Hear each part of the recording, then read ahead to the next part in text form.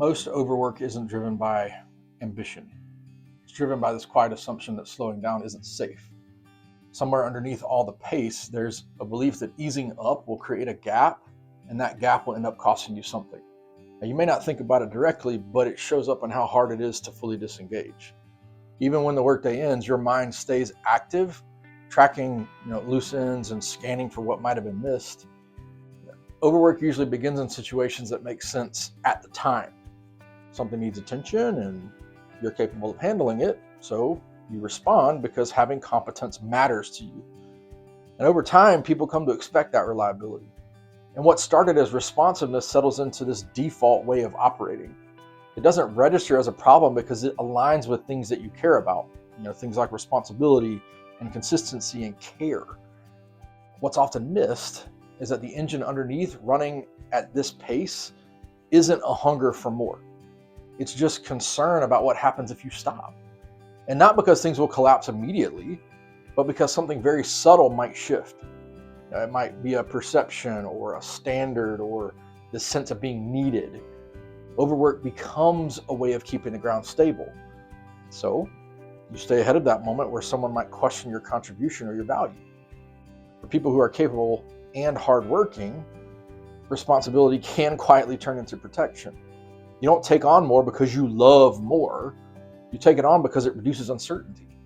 When you're the one who handles things, you don't have to sit with not knowing how they'll turn out. You don't have to wait on someone else's follow through. You don't have to wonder whether an important detail will slip. Your effort becomes a form of insurance. And knowing what to do and how to do it is very powerful, but it can also become a hiding place. When you're effective, you rarely get questioned. Results speak on your behalf. People trust you, often without asking how you're dealing with the internal cost. You may even trust yourself more when you're in motion. Being busy gives structure to your identity. It offers a clear answer to the question of whether or not you're pulling your own weight. This is why slowing down feels unsafe, even when nothing is technically wrong. There's no crisis forcing change. The work's getting done. Life looks functional. On the surface, things are fine. But the thought of easing up creates this sort of vague discomfort. It's not panic, but it's just tension. It's the sense that you might become less relevant or less reliable if you step back. That tension is very rarely about laziness. It's just about exposure. Slowing down removes the cover that your productivity provides you. Without constant output, you're left more aware of yourself. Your limits become clearer. Your need for rest becomes harder to rationalize. You may also notice questions that productivity keeps quiet, like whether or not your worth really is tied to how much you carry. And many people in this place don't identify as burned out because they're still functioning well. They show up, they deliver, they care. But the cost shows up elsewhere. It shows up in the difficulty of being fully present, the inability to stop thinking. Right? It shows up in this low-grade pressure that never quite lifts off of you, even during the moments that are supposed to be restful. Faith can complicate this in very subtle ways. So thinking about teachings about endurance and faithfulness and sacrifice, those things are often absorbed through the lens of responsibility. And without meaning to, you may interpret perseverance as constant exertion. You might confuse trust with just pushing through. And over time, faith becomes something you use to justify your staying really wound tight rather than something that allows you to release control. And this isn't because faith is asking too much of you. It's because fear very often can borrow spiritual language. It can frame overextension as obedience, and it can turn exhaustion into evidence of devotion. And when this happens, rest starts to feel suspect. Slowing down feels like a lack of discipline rather than a movement toward trust. Underneath all of this is a really simple question that rarely gets named. What would actually happen if you eased up a little?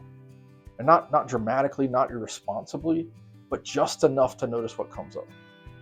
The fear is often that something essential would be lost, respect, momentum, security, even identity. That fear doesn't mean you're broken. It means you've learned that staying ahead keeps you safe. Somewhere along the way, being needed became important. And not for praise, but just for stability. And if you're the one holding things together, that system feels predictable. Letting go introduces variables you don't control. Now, noticing this pattern isn't about fixing it. It's about seeing it clearly without turning it into another problem to solve. Many people try to address overwork by forcing rest, only to feel more anxious when they actually slow down. That anxiety is information. It's showing you what the pace has been protecting you from feeling. Formation begins with awareness, with this willingness to observe your internal response without judging it. You might notice how quickly your mind looks for something to do, how silence feels unproductive, how being unavailable creates this discomfort in you. And none of this needs correction right away. It just needs understanding.